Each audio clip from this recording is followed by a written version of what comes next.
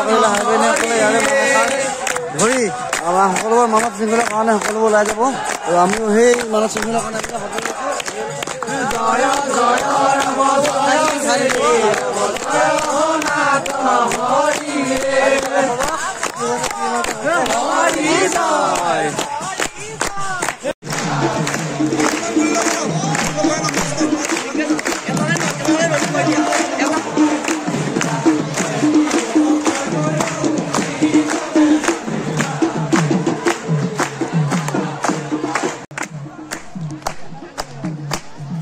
আমিও সেই আমাৰ জিলাৰ সকলো সেৱক সেৱিকাৰ লগত লৈ আমি মানৱ শৃংখলাৰ বাবে আগবাঢ়ি উত্তৰ পূব ভাৰতৰ সৰ্ববৃহৎ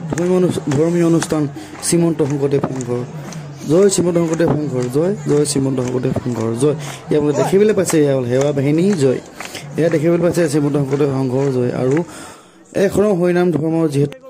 এই চেণ্ডেলৰ মাজেৰে এই ধৰ্মৰ ধ্বজা ভাগি উত্তোলন কৰিবলৈ আহিব আমাৰ পদাধিকাৰ বাপ জনা লগতে পদাধিকাৰ বাপ জনা উত্তোলন কৰি যিহেতু যাব নামঘৰলৈ নামঘৰৰ পৰা ভাগত ভাগ শোভাযাত্ৰাৰ বাবে যিহেতু নিব তেওঁ প্ৰতিষ্ঠা কৰি সকলোকে আগবঢ়াই দিব আমাৰ সাংস্কৃতিক শোভাযাত্ৰা শ্ৰীমন্ত শংকৰদেৱ সংঘৰ ৰঙিয়া জিলাত অনুষ্ঠিত হৈ থকা শোভাযাত্ৰাৰ সকলো অংশীদাৰ হৈ ভাল লাগিলে বহুত ভাল লাগিল আৰু দেখিবলৈ পাইছে একদম ধুনীয়া এটা শাৰী পাতি আমাৰ শংকৰ সংঘৰ অধিৱেশনত যিহেতু সেৱা বাহিনী একো এটা বিশৃংখল নহ'বৰ বাবে সকলোবোৰ ধুনীয়াকৈ শাৰী পাতি ইজনে ইজনৰ হাত ধৰি হৰিনামেৰে মুখৰিত কৰি এটা সুন্দৰ এটা অনুষ্ঠান সাফল্যমণ্ডিত কৰিছে দেখিবলৈ পাইছে আপোনালোকে এয়া হ'ল মূল মণ্ডপৰ তোৰণ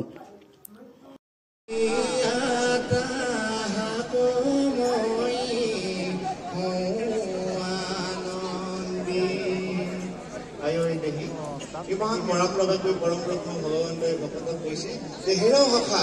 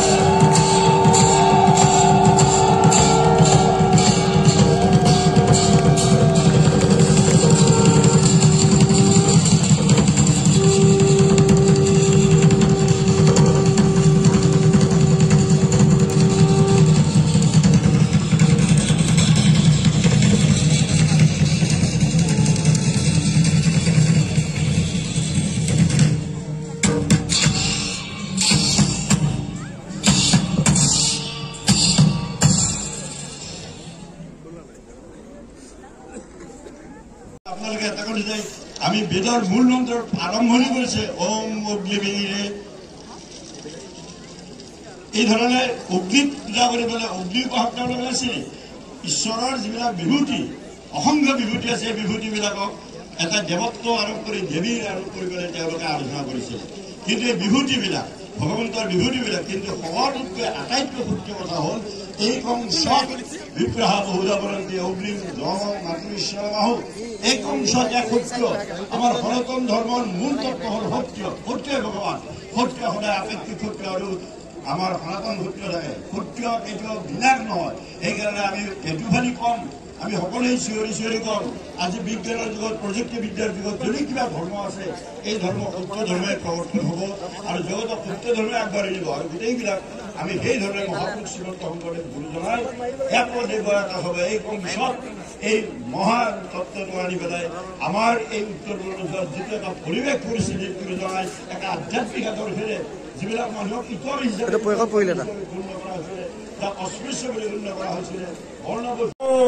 হৰি অপৰাধ নাম নাৰায়ণ জানিৰ বিপক্ষে হৰণে আনৱতি থাকিবলৈ অপৰাধ ক্ষমা কৰি তুমি যাই হৰি মুখ ৰক্ষা কৰি চলাম মুখ ৰক্ষা কৰি চল কৃষ্ণকৰ গুৰু হৰি নাম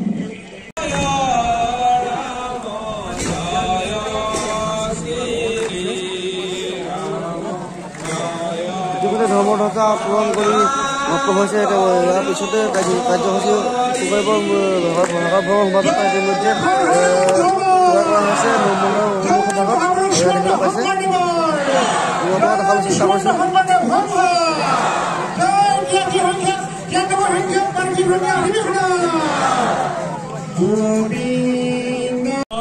ইতিমধ্যে যিহেতু ধৰ্মৰজা তোলন সমাপ্ত হৈছে আৰু ইয়াৰ পিছতে অনুষ্ঠিত হ'ব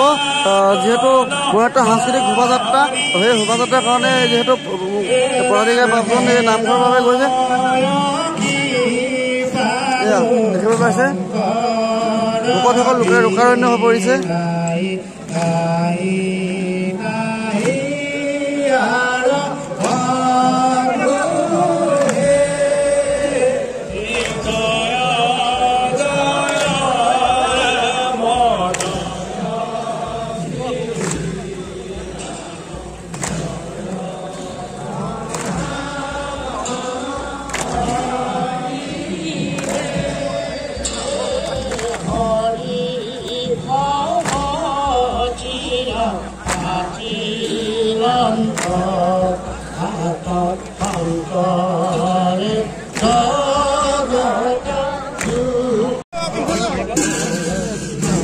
আৰু কিছু সময় পিছতে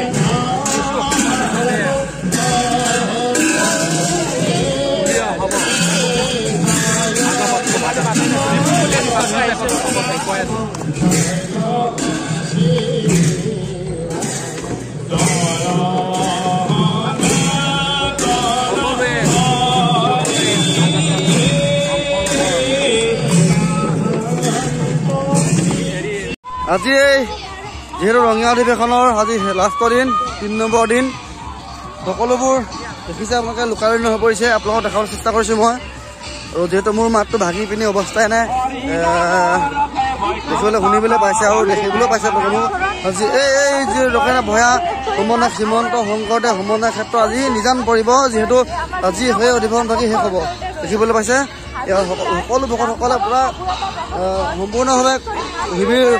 বাণিজ্য মেলা সকলোবোৰ পৰিদৰ্শন কৰি ফুৰিছে দেখিবলৈ পাইছে আপোনালোকে হাজাৰ হাজাৰ মানুহ উপবিষ্ট হৈছে ৰঙিয়া অধিৱেশনস্থলীত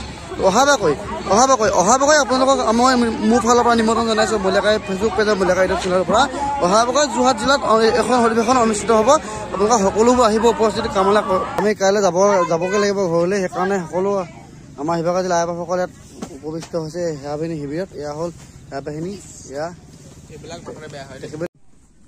আজি আমি ঘৰলৈ যাবলৈ ওলাইছোঁ এয়া দেখিছে আমাৰ সেৱা বাহিনী সকলো এইপিনে আছে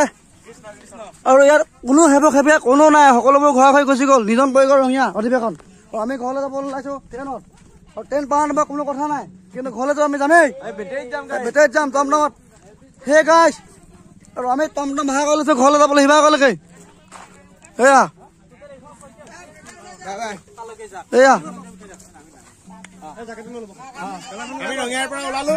বাই বাই ৰঙিয়া আমি টমটম ভাড়া লৈ ললো বাই বাই